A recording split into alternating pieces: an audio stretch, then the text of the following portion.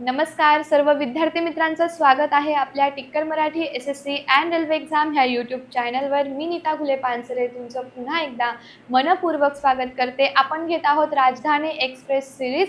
आजचं lecture number असणार आहे 97 आणि आपण हे जे लेक्चर घेत आहोत हे लेक्चर तुमचं NTPC त्यानंतर ALP ग्रुप डी आणि टेक्निशियन सारख्या रेल्वे भरतीमध्ये येणाऱ्या सगळ्या पोस्टसाठी असणार आहे. आपण घेतलेले सगळे जे लेक्चर आहे याची व्यवस्थित खूप छान मन लावून रिव्हिजन करा, कारण NTPCचे जे एक्झाम झाले आहे यामध्ये तुम्हाला आपण घेतलेले सायन्सचे क्वेश्चन आलेले आहे. अंडर ग्रॅज्युएटची सुद्धा आपली एक्झाम इथे झाली, त्यामध्ये पण आपण हे क्वेश्चन बघितले. सो पुढे येणारे जे तुमचे टेक्निशियन आणि ग्रुप डीची एक्झाम आहे त्यामध्ये सुद्धा नक्कीच आपले हे प्रश्न येणार आहे आणि आपण टॉपिक वाईजला सुरुवात केली हे देखील तुम्हाला माहिती आहे. ठीक आहे, तर आपण घेत आहोत सामान्य विज्ञानाच्या अतिसंभाव्य प्रश्नांचं विश्लेषण. सो ज्या विद्यार्थ्यांनी ही कमेंट केली होती की मॅडम प्रकाश हे जे चॅप्टर आहे त्यावरती आम्हाला टॉपिक वाईज क्वेश्चन आन्सर हवे आहे, तर त्या विद्यार्थ्यांनी हे लेक्चरला जास्तीत जास्त शेअर करावं, कारण त्यांच्या इच्छेनुसार आपण इथे हे लेक्चर घेऊन आलेलो आहोत. तर आजच्या टॉपिकचं नाव असणार आहे प्रकाश मीन्स लाईट. तर भौतिकशास्त्रामध्ये अत्यंत महत्त्वाचा असा हा टॉपिक आहे आणि याच्यावरती बरेच प्रश्न बनतात. बघा, जितके पॉसिबल होत आहे तितकं मी यूट्यूबवर तुम्हाला घेऊन येते आहे. आपली बॅच देखील आहे. बॅचमध्ये सुद्धा आपण जेव्हा ह्या टॉपिकला सुरुवात केलं होतं तर 2-3 दिवस आपल्याला क्वेश्चन आन्सरला लागले होते ह्या टॉपिकचे. सो ह्यावरती न्यूमरिकल्स सुद्धा असतात, ह्यावरती कन्सेप्ट्स आहेत. ठीक आहे, जसे होईल जेवढे पॉसिबल आहे तेवढे आपण ह्याच्यावरती प्रश्न घेणार आहोत. ठीक आहे, तर सुरुवात करूया आपण आपल्या आजच्या पहिल्या प्रश्नापासून. आय होप की तुम्हाला छान पद्धतीने लेक्चर दिसतंय. सगळ्यांनी सगळ्यात आधी सेशनच्या लिंकला शेअर करा आणि सेशनला प्रत्येकाने लाईक करून घ्यायचं आहे जेवढे प्रेझेंट आहे. ठीक आहे, तर बघा पहिला प्रश्न आहे, खालीलपैकी कोणत्या शास्त्रज्ञांनी प्रकाशाच्या द्वैत स्वरूपाचा सिद्धांत दिला? द्वैतचा अर्थच दोन होतो. द्वैतचा अर्थ काय? दोन. म्हणजे काय? दोन प्रकारचं स्वरूप. प्रकाशाचं दोन प्रकारचं स्वरूप असतं हे आपल्याला कोणी सांगितलेलं आहे? तर ऑप्शनमध्ये तुम्ही कन्फ्यूज होऊ शकता, जसं की माझे जे ॲपमध्ये जे स्टुडंट होते ते देखील कन्फ्यूज झालेले होते की मॅडम आम्ही आन्सर काय द्यायचा. तर CV रमन, नंतर डी ब्रॉग्ली, नंतर आईन्स्टाईन दिलेले आहे, बर्ग दिले. यांच्यापैकी काय आन्सर येऊ शकतं? ज्यांनाही आन्सर माहिती असेल तर त्यांनी नक्कीच ऑफलाईन कमेंट करून आपले आन्सर देण्याचा प्रयत्न करायचा आहे. ओके, काही बाळांनो आन्सर बघा, काही जणांचं इथे आन्सर येणार आहे पर्याय नंबर पहिला, काही जणांचं येणार आहे पर्याय नंबर तिसरा. ठीक आहे, तुम्ही A आणि C दोघंही आन्सर देऊ शकता. त्याचं कारण काय माहिती आहे? डी ब्रॉग्ली हे जे शास्त्रज्ञ होते यांनी काय सांगितलं होतं की प्रकाशाचं जे स्वरूप आहे ते द्रव्याच्या कणांमध्ये तरंगत सुद्धा असतं. प्रकाशाचं जे स्वरूप आहे ते काय आहे की आपल्या पृथ्वी तलावर जेवढंही द्रव्य आहे, ठीक आहे, तर ह्या द्रव्यावर च्या सोबत हे काय आहे? तरंगणारं त्याचं स्वरूप आहे. कोणाचं? प्रकाशाचं.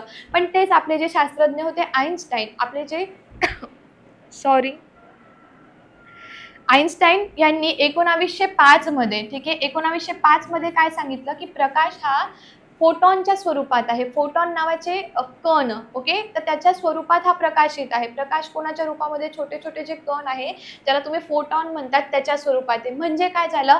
तर कण आणि तरंग, कण आणि तरंग हे काय झाले? प्रकाशाचे दोन रूप आहे आणि हे दोघांचं जे आपण स्वरूप आहे यालाच काय म्हणतो? प्रकाशाचं द्वैत स्वरूप म्हणतो. ठीक आहे, सो ह्याचं आन्सर तुम्ही A आणि C दोघंही देऊ शकतात. तर 1905 हे लक्षात ठेवायचं आहे. आईन्स्टाईन यांनी 1905 मध्ये प्रकाश हा ऊर्जेच्या स्वरूपात असतो, म्हणजेच तो कणांच्या स्वरूपात असतो, त्या कणांना त्यांनी फोटॉन म्हटलं.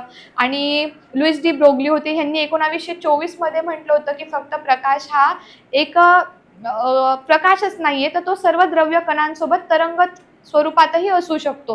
सो त्यामुळे तरंग आणि कण हे दोघं पण त्यांनी काय केलं होतं? सिद्ध केलेलं होतं. लक्षात आलंय का सगळ्यांना? ओके, 1924 लक्षात आलंय. चला जाऊया पुढच्या प्रश्नावर. बरं, पुढचा प्रश्न बघा, रेलेच्या नियमानुसार प्रकाशाचे विकिरण ही त्याच्या तरंग लांबीची चौथी घातक शक्ती आहे. याचा परिणाम कसा निघेल? ठीक आहे, याचा परिणाम कसा निघणार आहे? काय सांगितलेलं आहे? रेलेचे जे नियम आहे ते व्यवस्थित वाचायचे आहेत सगळ्यांनी आणि ह्याचा आन्सर मला सगळ्यांनी या लेक्चरच्या शेवटीपर्यंत कमेंट तुम्ही करायची आहे. ठीक आहे, तुम्हाला आन्सर येत असतील तर कमेंट बॉक्समध्ये तुमची कमेंट आली पाहिजे, नाहीतर पुढच्या लेक्चरमधला पहिला प्रश्न हाच असणार आहे, कारण याचा जो नियम आहे याच्यावरती तुम्हाला बहुतेक वेळेस प्रश्न आलेले आहेत. ठीक आहे, चला ह्या प्रश्नाला आपण ठेवूया आपल्या सेकंड याच्यासाठी किंवा तुमच्या होमवर्कसाठी. याच्यावरती अभ्यास केल्यानंतर तुम्हाला 2 गोष्टी किंवा 2 सिद्धांत लक्षात येणार आहे. ठीक आहे. सो याची जी थिअरी असेल ती व्यवस्थित सगळ्यांनी पहिले वाचायची आहे. ठीक आहे. पुढचा प्रश्न बघा, रस्त्यावर तेलाच्या थेंबाचे रंगीत स्वरूप प्रकाशाच्या कोणत्या घटनेमुळे होते बरं? काय सांगितलेलं आहे की रस्त्यावर तेलाचा जो थेंब आहे, ठीक आहे, तेलाच्या थेंबाचं रंगीत स्वरूप, तेलाचा थेंब पडलेला असेल, रस्त्यावरती असेल, तुम्ही भरपूर वेळेस बघितलं असेल आहे ना. आजपर्यंत असं कोणी नसेल की त्यांनी ही गोष्ट आहे प्रकाशाची जी बघितलीच नाहीये कधी, असं नाहीच असू शकत. कारण आपण जे इतकं मोठं झालेलो आहोत, आपण ह्या सगळ्या क्रिया बघत, प्रकाशाच्या क्रिया असू द्या, आजूबाजूचं आपण बोलतो ना दैनिक जीवनातलं विज्ञान बघतच मोठं झालेलो आहोत. तुम्ही व्यवस्थित ऑब्झर्वेशन तुमचं असेल तर तुम्हाला हे नक्की दिसलं असेल है ना.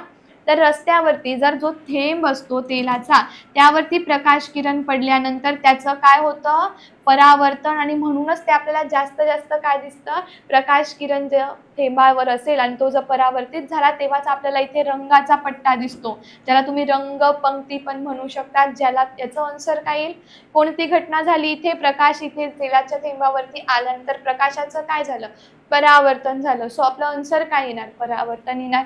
लेक्चर समजते बाळांनो? पर्याय नंबर 4 आला आपला योग्य. ओके. देन आहे पुढचा प्रश्न बघा, प्रकाशाच्या एकूण अंतर्गत परावर्तनासाठी खालीलपैकी कोणत्या अटी आहेत? काय म्हटलं, प्रकाशाचं एकूण अंतर्गत परावर्तन, काय सांगितलं, एकूण अंतर्गत परावर्तन, याच्यासाठी कोणत्या गोष्टी जबाबदार आहेत? ठीक आहे. प्रकाश हे चॅप्टर अत्यंत महत्त्वाचं आहे. तुम्ही जर टेक्निशियनसाठी अभ्यास करत असाल तरी देखील, आणि ग्रुप डी साठी सुद्धा टेक्निशियनला जास्त प्रश्न याच्यावरती येतात प्रकाश या टॉपिकवरती. सो सगळ्यांनी नुसतं लेक्चर बघायचंच नाही आहे, ह्याच्या लिंकला पण शेअर करायचं आहे आणि सेशनला लाईक करायचं आहे प्रत्येकाने. आणि जे मी सांगेल, जे प्रश्न म्हटलेलं आहे की होमवर्क करा, याचा अर्थ की तुम्ही त्याची थेअरी पहिले वाचून घ्या, तेव्हाच कन्सेप्ट क्लिअर होईल. तर ते नक्की वाचायचे आहे. चला, आता काय म्हटलं बघा ऑप्शनमध्ये, प्रकाश घन माध्यमातून दुर्मिळ माध्यमात प्रवास करतो. घन माध्यम घ्या काच. ठीक आहे. ही काय आहे, घन माध्यम झाली काच, आणि दुर्मिळ आपण घेऊया द्रव. ठीक आहे. आणि इकडनं काय आला, प्रकाश आला. घन माध्यमातून विरळ माध्यमात गेला, घन माध्यमातून विरळ माध्यमात तो प्रवास केला त्यांनी. ठीक आहे. मग घनतेच्या माध्यमात आपाती कोणाचे मूल्य आणि क्रांतिक कोणाच्या मूल्यापेक्षा जास्त असते? बरोबर आहे. आपाती जो कोण आहे त्याचं जे मूल्य आहे त्याच्यापेक्षा क्रांतिक कोण मोठा असतो, हे नेहमी लक्षात घ्या. आणि ह्या 2 अटींमुळेच काय होतं, ह्या 2 अटींमुळेच काय झालेलं आहे, ह्याच्यामुळे काय झालं की ह्या प्रकाशाचं पुन्हा त्या माध्यमात तो प्रवेश करतो. म्हणजे ज्या माध्यमातून त्यांनी प्रवेश केलेला आहे पुन्हा काय होतं, त्याचं परावर्तन होतं, त्याच माध्यमातून तो पुन्हा प्रवास करतो, आणि यालाच काय म्हणतात, एकूण अंतर्गत परावर्तन.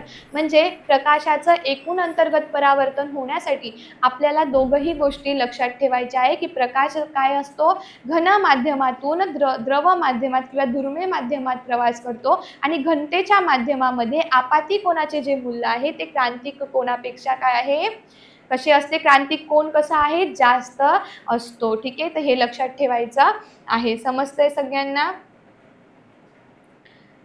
चला, पुढचा प्रश्न बघा, सर्व आरसे प्रकाशाच्या कोणत्या तत्वावर काम करतात बाळांनो? सगळेच आरसे, आरशासमोर उभे राहतात की नाही तुम्ही, मग सगळे आरसे प्रकाशाच्या कोणत्या तत्वावर काम करतील? प्रत्येकाने आन्सर सांगण्याचा प्रयत्न करायचा आहे. सेशनच्या लिंकला शेअर करायचं आहे, प्रत्येकाने सेशनला लाईक करून घ्यायचं आहे. जेवढे प्रेझेंट आहे सेशन लाईक करा. अपवर्तन, विवर्तन, विखुरणे किंवा परावर्तन, काय आन्सर येऊ शकतं? प्रकाशाच्या कोणत्या तत्वावरती आरसे काम करतात? तर परावर्तनाच्या. ठीक आहे. कशाच्या? परावर्तनाच्या. पर्याय नंबर कितवा योग्य? पर्याय नंबर आपला आला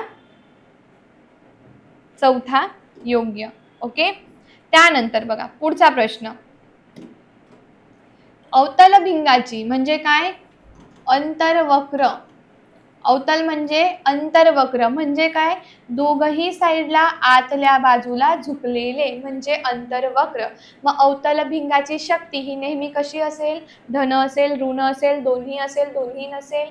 तर अंतर्वक्र भिंग निकट दृष्टी दोष असलेल्या व्यक्तींना दिला जातो उपचार करण्यासाठी, त्यांना व्यवस्थित दिसावं म्हणून. निकट दृष्टी दोषामध्ये निकटची वस्तू दिसते, दूरची वस्तू दिसत नाही, म्हणून ऋण शक्तीचा चष्मा लागतो. पर्याय नंबर दुसरा योग्य. मीच तुम्हाला सांगता सांगता आन्सर सांगून टाकलो आहे ना, बोलता बोलता आन्सर मी सांगितलं. अवतल म्हणजे काय, अंतर्वक्र जो भिंग आहे याची जी शक्ती आहे ती कशी आहे बाळांनो, ऋण आहे. सो ज्यांना पण निकट दृष्टी दोष असेल त्यांना कोणता भिंग वापरायला देतात, अंतर्वक्र भिंग वापरायला देतात. त्याची शक्ती ऋण असल्यामुळे ऋण शक्तीचा चष्मा अशा लोकांना लागत असतो. ओके, समजलं असेल तर जाऊया पुढच्या प्रश्नावर. पुढचा प्रश्न बघा, मानवी डोळ्यात खालीलपैकी कोणते भिंग असते? मानवी डोळ्यामध्ये कोणते भिंग आहे?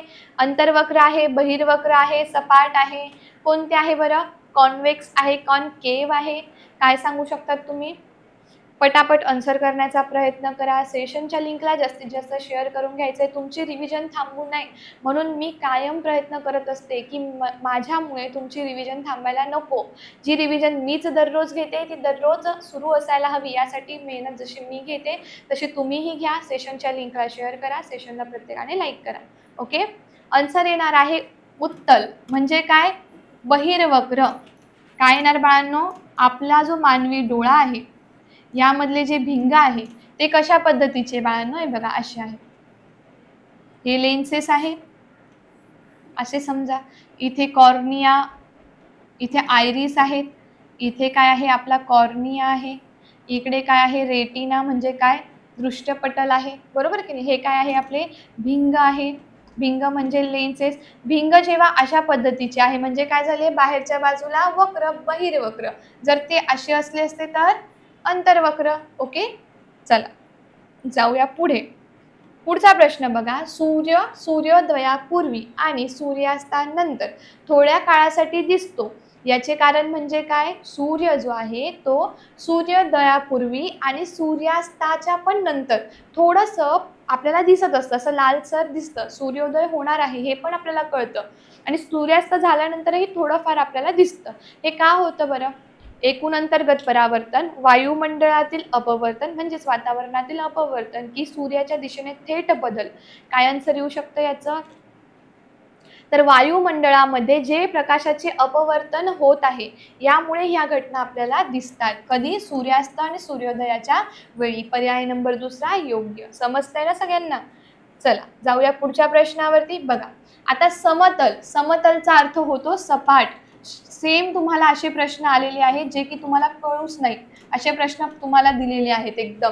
ठीक आहे, पण मी तुम्हाला अर्थ सांगते आहे, सगळं व्यवस्थित समजून देते. हे क्वेश्चन तुम्ही काय करायचे, तुमच्यासाठी आपण टॉपिक वाईज सुरू केलं तर तुम्ही स्वतःच्या नोट्स काढायच्या आहेत. ओके, आता मला सांगा, सपाट आरसा असेल तुमच्या घरात आहे, सपाट आरसा असतो, मग सपाट आरशाची त्रिज्या, वक्रता त्रिज्या काय असते का?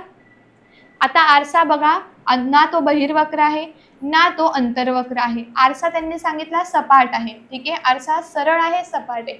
मग त्याची वक्रता त्रिज्या काय असेल? त्याला तुम्ही शून्य नाही म्हणायचं. ठीक आहे, तुम्ही म्हणाल मॅडम तो सपाट आहे ना, मग वक्रता त्रिज्या कुठे येईल तिथे? आपल्याला माहितीच नाहीये, अनंत आहे. आपल्याला त्याची स्पेसिफिक वक्रता त्रिज्या माहिती आहे का? बिकॉज काय, तो सपाट आहे. सो इथे आन्सर काय येणार? अनंत. पर्याय नंबर तिसरा योग्य. लक्षात येतंय ना सगळ्यांना? कमेंट करायच्या आहेत. ठीक आहे मॅडम, समजतंय नाही समजत आहे जे काही असेल, ठीक आहे, सेशनच्या लिंकला शेअर करायचं आहे, सेशनला प्रत्येकाने लाईक करायचं आहे. ओके, बरं. आता बघा, प्रकाशाचा रंग कशावर डिपेंड करतो सांगा बरं? प्रकाशाचा जो कलर आहे, जो रंग आहे, कशावर डिपेंड करत असतो बाळांनो? तो काय सांगू शकतात तुम्ही?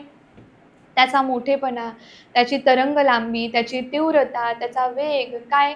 आता जसं की आपण बोलतो ना, प्रकाशाचं विचलन होणं, प्रकाश विखुरणे वगैरे, हे कशावर डिपेंड करतं? तर त्याच्या वेव्हलेंथवर, त्याच्या तरंग लांबीवरती. ठीक आहे, पर्याय नंबर दुसरा. आता बघा, सगळ्यात जास्त विचलन कोणाचं होतं? ज्याची तरंग लांबी कमी आहे. आणि सगळ्यात जास्त विचलित कोण नाही होत? विचलन म्हणजे काय झालं? झुकणे. सर्वात कमी कोण झुकतो? लाल रंग. लाल रंगाची तरंग लांबी मग जास्त आहे, पण त्याचं विचलन विखुरण कसं आहे? कमी आहे. सो हे लक्षात ठेवा, कारण पुढचे प्रश्न याच्यावर येणार आहे तुम्हाला. ओके, समजलं असेल तर जाऊया आपल्या पुढच्या प्रश्नावरती. पुढचा प्रश्न बघा, प्रिझम मधून जाताना प्रकाशाचा कोणता रंग जास्तीत जास्त विचलन दर्शवितो? हा आपला प्रिझम आहे. ठीक आहे, इथून लाईट पास होते आहे. हे काय आहे? प्रकाश आहे. म्हणजे काय आहे? लाईट आहे. काय आहे हे? प्रकाश आहे. म्हणजे काय आहे? लाईट्स आहे. ओके, आता इथे माहिती आहे तुम्हाला 7 कलर आहे. पहिला कलर इथे लाल आहे आणि लास्टचा आहे जांभळा. मग मला सांगा सगळ्यात जास्त झुकलं कोण?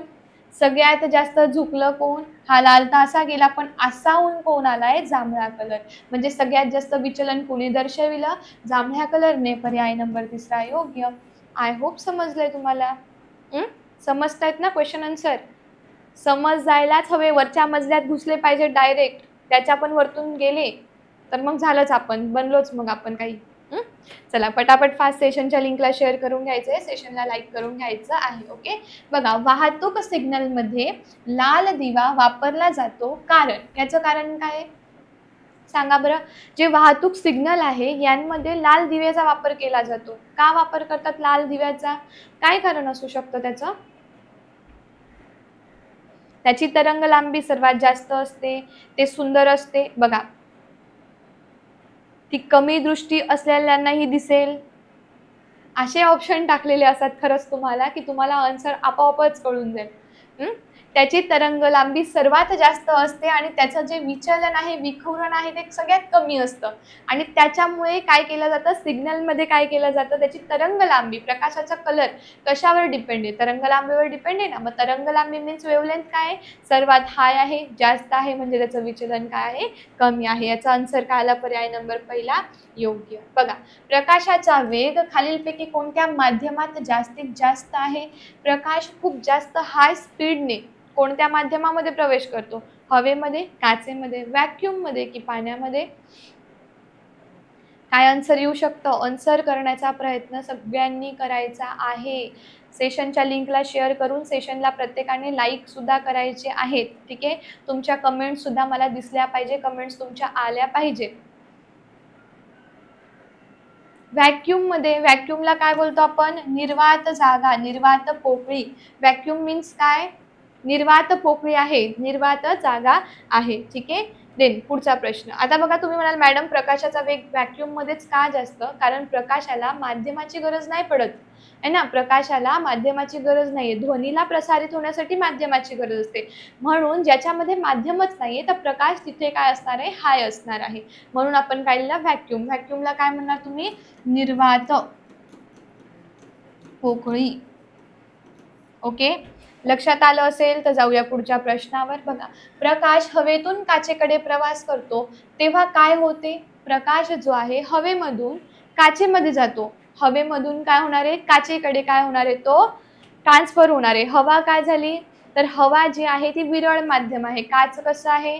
डेन्स मीडियम आहे, म्हणजे घन माध्यम आहे. तर प्रवास करत असताना त्याचं काय होईल? एका पारदर्शी माध्यमातून प्रकाश किरण जेव्हा दुसऱ्या पारदर्शी मीडियममध्ये जात असताना, ट्रॅव्हल होत असताना, इथे आहे हवा, हे आहे काच, हे आहे घन माध्यम, हे आहे विरळ माध्यम. हा चालला आपला प्रकाश इकडनं. तर तो काय होईल? काय झाला? एका पारदर्शी माध्यमातून प्रकाश किरण जेव्हा दुसऱ्या पारदर्शी माध्यमात प्रवेश करतात तेव्हा ते काय करतात? आपली डायरेक्शन बदलतात, आपली दिशा बदलतात आणि ह्याला तुम्ही म्हणणार की तो सामान्य रेषेकडे वाकतो. पर्याय नंबर 1 योग्य. आणि ह्याच सिच्युएशनला, ह्या क्रियेला प्रकाशाचे बोलले जाते अपवर्तन. काय बोलले जाते? अपवर्तन. लक्षात आलं असेल तर जाऊया आपल्या पुढच्या आणि शेवटच्या प्रश्नावर. जो प्रश्न मी तुम्हाला म्हटलेला आहे की वाचायचा आहे, करायचा आहे, तो करायचा आहे.